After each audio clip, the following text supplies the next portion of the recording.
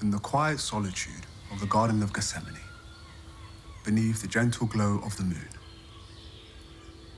I stood with Jesus and John and Peter, truly unaware of the story that would unfold. Who knew the air would soon be so thick with tension, the scent of betrayal hanging palpably around us? Like a dagger in the night, Judas appeared, accompanied by a group of armed men. He stepped forward purposefully with a deceitful smile as he approached our master, imitating respect with a kiss that in truth bore the mark of treachery. My heart beat in anguish as I watched Jesus' arrest unfold before me. But amidst chaos and confusion, it was Jesus who remained steady, his words soft yet unwavering, cut through the tension, and once again, he calmed the storm. Do what you came for, friend, he said to Judas, accepting his fate with a grace that left me breathless.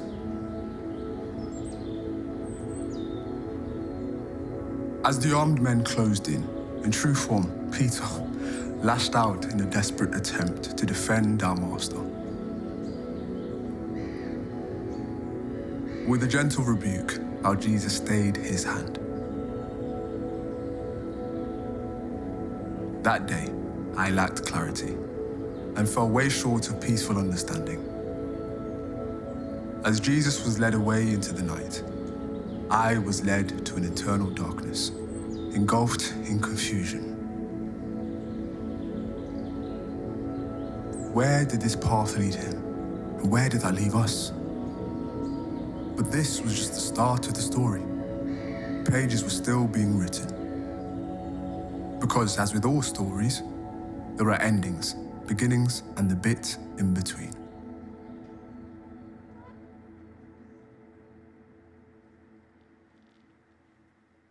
That night, denial spilled from Peter's lips, his pain sealed by the haunting sound of that rooster. Meanwhile, the chief priests and scribes sought evidence to condemn our Jesus to death. Their warped claims of blasphemy sealed their judgment. The next day, bound and led forward like a common criminal, Jesus had stood before Pilate, the Roman governor, and our master's interrogation had continued. But after the dust had settled, Pilate would look back on his conflicted thoughts.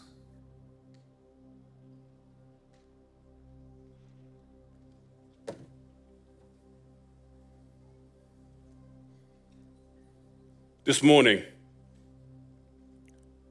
all the chief priests and the elders of the people conspired against Jesus to put him to death.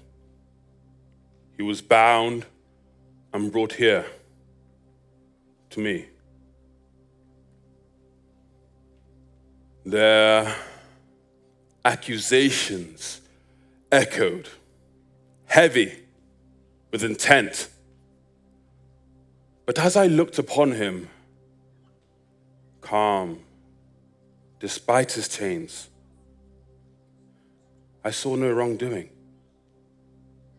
I was torn between duty and justice and conscience. But their voices grew louder, demands relentless. The pressure mounted, forcing my hand. What choice did I have but to bow to the crowd's outcry? Are you the King of Jews? I asked him. He left all my questions but that one unanswered.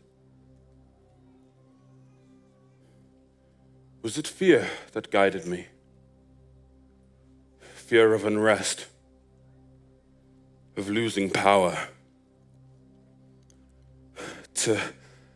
Or was it my desire to hold on to power, to satisfy those who held sway over the people? And now I stand here troubled by doubt and regret? Have I condemned an innocent man to appease the mob?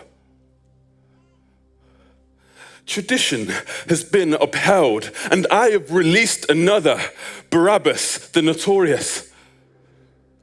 Is this justice?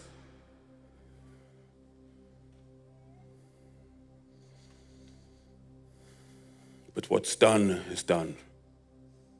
I can't undo it, nor can I hold on to the weight of it any longer.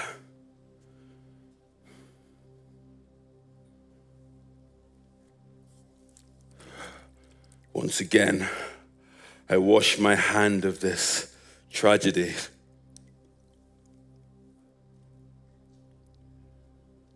Fate will decide now, for I, Pontius Pilate, am but a piece in this game larger than myself.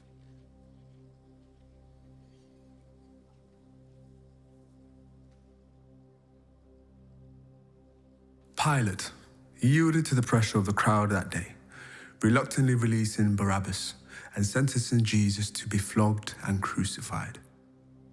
The journey to Golgotha was a path of sorrow and suffering, marked by the cruel jeers of the crowds and the weight of Roman oppression.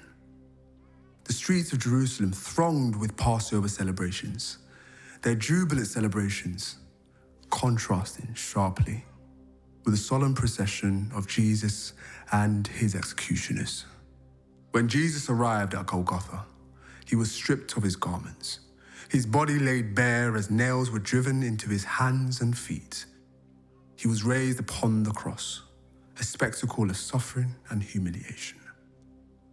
Noon had passed, yet darkness enveloped those watching on, as if nature itself mourned the imminent loss of our beloved teacher. Amidst the eerie stillness, Jesus cried out with a voice that told us the end of this chapter had arrived.